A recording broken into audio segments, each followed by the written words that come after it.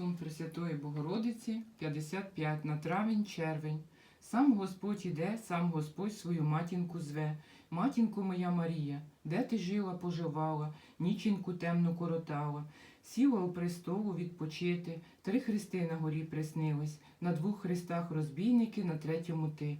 Тебе, Христе, цвяхами прибивали, на хресті на муки розпинали, били тебе і терзали, пити оцет перед смертю тобі дали. Матінка, сон твій справедливий, мироносиця його перепише і людям віддасть. І хто цей сон у травні прочитає, у червні перепише, і з собою носити стане, від напрасної смерті не кане, у воді не потоне, у ліс піде, звір не троне, злодій у того не вкраде, вогонь житла тієї людини не зжере, не спалить, і до суду піде, не осудять, милості попросить, отримає, Господь йому віку прибавить, а помре, так Господь від мук вічних позбавить.